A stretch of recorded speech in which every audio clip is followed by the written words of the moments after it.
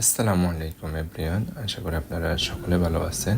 আজকে আমি আপনাদের সাথে জাপানের ভিসা সম্পর্কে আলোচনা করব। কিভাবে জাপানের ভিসাটা জমা দিবেন এটা সম্পর্কে ডিটেলস বলবো। আমি যাতে আরব আমিরাতে আছি, এখান থেকে আগে জমা দিচ্ছি বিএফএস এর মাধ্যমে। আমি অলরেডি মেট্রোতে রওনা দিলাম। এটা আপনারা যে কোনো মেট্রো স্টেশন থেকে অফিমলে যেতে পারবেন। আমি আপনাদের সাথে তাই শেয়ার করতেছি। দেখেন, আমি মেট্রোতে রওনা দিলাম।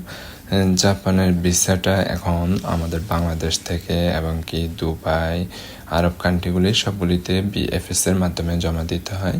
বিএফএস এর হলো একটা ভিসা সেন্টার। এখানে ভিসা পেপারসগুলি আপনারা জমা দিয়ে আসবেন, কোনো ইন্টারভিউ লাগবে না।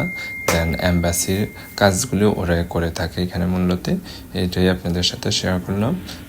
দেখেন, এমনকি জাপানের ভিসার রেশিও এখন খুব ভালো যাচ্ছে। আপনারা চাইলে সবাই এখন আবেদন করতে পারেন, কারণ সবসময় সব দেশের ভিসা রেশিও ভালো থাকে না।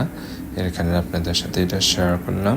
আজকে আপনাদেরকে দেখাবো। দেখেন, এটা আপনারা যারা দুবাই থেকে জমা দিবেন তারা কোথায় যাবেন, এর কারণে আমি মূলত যারা মেট্রোতে আসেন তাদের জন্য এই ভিডিওটি করা। আপনারা চাইলে ট্যাক্সিতেও যেতে পারেন, বাসেও যেতে পারবেন।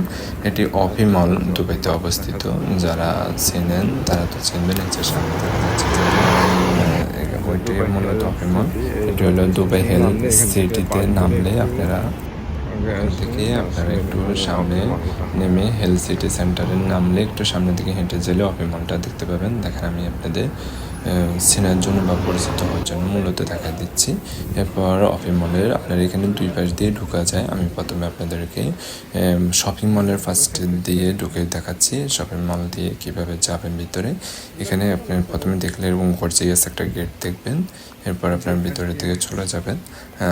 আপনারা ছাড়া বাংলাদেশেও সেম ডেল্টা সেন্টার বিএফএস অবস্থিত, যেখানে ওইখানেও আপনারা জাপানের ভিসাগুলি জমা দিতে পারবেন। এমনকি বিভিন্ন দেশের ভিসা জমা দেওয়ার জন্য এখন বিএফএস এ জমা দিতে হয়। বিভিন্ন দেশের এম্বাসি এখন সরাসরি কাজ করে না, ওরা বিএফএস সেন্টারের মাধ্যমে জমা দিয়ে থাকে।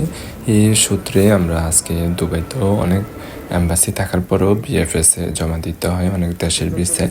এই সূত্রতে আমরা আজকে বিএফএস এ জমা দিচ্ছি। এটা দেখেন দুবাই। মূলত আমরা শপিং মলের ভিতর দিয়ে যাচ্ছি। আমি দুটো ওয়েতে দেখাবো কিভাবে বাইরে দিয়ে সরাসরি যেতে পারবেন এবং কি শপিং মলের ভিতর দিয়ে যেতে পারবেন। অনেকে চাইলে অনেকে একটু আগে চলে যান, তারা শপিং মল ভিতর দিয়ে যাইলে দেখতে পাবেন যে এরকম অ্যারো চিহ্ন দেওয়া, এখানে বসার ব্যবস্থা আছে। দেন অনেক সময় কাটার জন্য রেস্টুরেন্ট আছে। এটি দোতলায় চলে গেলে আপনারা মূলত ভিসা সেন্টারগুলি পেয়ে যাবেন। একটু ভিতরের অংশতে যেতে হবে। দেখেন, এটি খুব সুন্দর আসলে একটি শপিং মলও। আপনারা এখানে সময় পার করতে পারবেন খুব সুন্দরভাবে। একটু আপনার প্রায় মার্কেটে 2-3 মিনিট হাঁটার পর আপনার মূলত এই ভিসা সেন্টারটা পেয়ে যাবেন। এটি একদম লাস্ট মাথায়।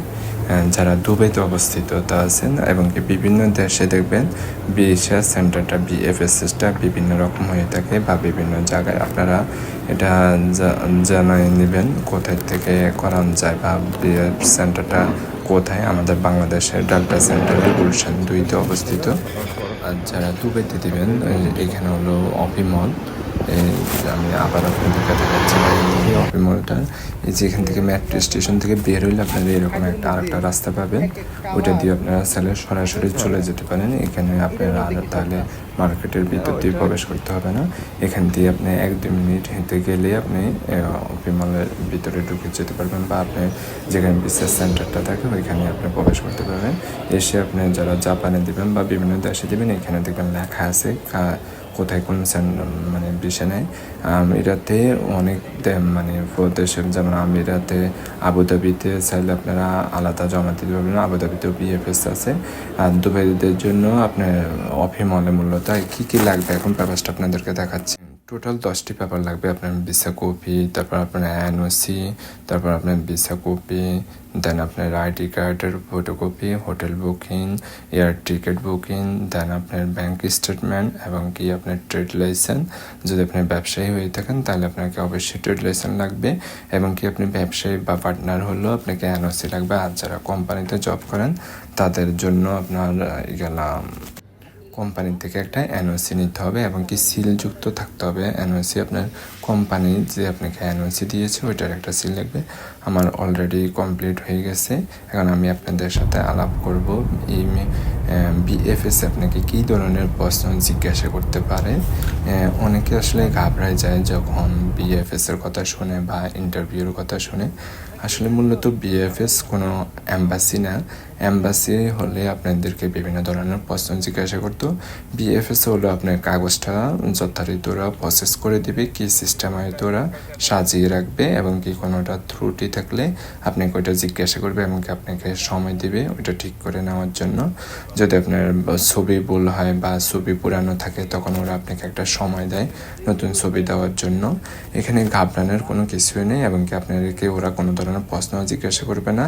হয়তো আপনার কাগজপত্র কাটলে হয়তো বুঝতে পারবে, আপনাকে হয়তো জিজ্ঞাসা করতে পারে আপনি নতুন গেছেন কিনা, নতুন যাচ্ছেন কিনা বা আগে গেছেন কিনা, আপনার ভিসা কিনা বা এখানে আইডির মেয়াদ কতদিন, কোন কোম্পানিতে আছেন, জাস্ট যেগুলি আপনার জানা আছে ওগুলি। তো সেম আমাদের দেশ থেকেও আপনি যে রিলেটেড থেকে জানাবেন, যদি জব থেকে জানান জবের সম্পর্কে জিজ্ঞাসা করবে।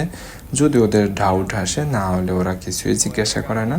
আমাদেরকে যেমন কিছুই জিজ্ঞাসা করেনি, কাগজপত্র প্রপারলি আমরা সাবমিট করে চলে আসলাম। এরপর আসার সময় আমি অলরেডি গাড়িতে চলে আসছি। ওকে, আমার ভিডিওটি কেমন হলো আপনারা দেখেন। আপনার আর এটা আপনি যারা দুবাইতে আছেন বা ওদের কম ওকে আপনার 8 থেকে 10 কর্মদিবস সময় লাগবে। আমার 10 কর্মদিবসের পরে আমার এটা তো ভিসা, এর কারণে ইমেলে ফরম্যাট করে দেবে, ওরা পাঠিয়ে দিবে আপনাকে। সেম দেখবেন 10 দিবসের পর আপনার মোবাইলে অনেক রুডেজ দাও এটা তাড়াতাড়ি দাও এটা টিয়া খাবিছি এটা তো টিয়া কাটে ওই মেশিনে টাকা কাটা নাই, অটোমেটিক টিয়া কাটে রুডেজ তো বড় বড় বলছি রোড ট্যাক্স কাটা নাই আর কি। মনে 4-5 টাকা কাটলেছে। ওরে বাবা, এতগুলো ট্যাক্স কাটায় নাকি? এরিয়া ভিত্তিক ঢুকলে ট্যাক্স কাটা নাই? এই রোডটা এটা মানে এটা হচ্ছে দামি রোড। হ্যাঁ, এই রোডটা সবচেয়ে বেশি মানে দুবাইয়ের মধ্যে বেশি টুল কাটে এটা। আর এটা দেখলে তাড়াতাড়ি মানে আবুধাবি গেলে তাড়াতাড়ি অন্য দাম আরো 30 মিনিট বেড়ে দেবো। বুঝতে পারছি, শর্টকাটে চলে যাওয়া যায় আর কি, বাট টোল দিতে হয় বেশি। তারা ওরা ও এদের ক্যামেরায় অটো ক্যাপচার করে নেয় তো বিল চলে আসে, এটা না? ওই যে এটাতে টাকা কেটে নেবে। এইটা একটা অ্যাকাউন্ট আছে আমার, এটার মধ্যে টাকা আছে। ও অ্যাকাউন্ট টাকা না থাকলে অ্যাকাউন্টে তাহলে যদি টুলের জন্য যাই তাহলে আমার জরিমানা হবে 200। এক টুলের লাগে আমার জরিমানা হবে। আগে ভাগে টাকা রাখতে হয় না? পার টুলের লাগে জরিমানা হবে 40 টাকা। তাহলে আমার যে 5টা টুলের যে কত টাকা হবে? তো অনেক টাকা বার রাখাইছে। কালকে বলছি তো সুন্দর সিস্টেম। অবশ্য এসব দেশের নিয়ম কানুন করা ওইভাবে মানুষ মান্য করে, এর কারণে সুন্দর ভাই। নিয়ম কানুন বাংলাদেশে টুল দাও, টুল দাও, ব্রিজে টুল দাও।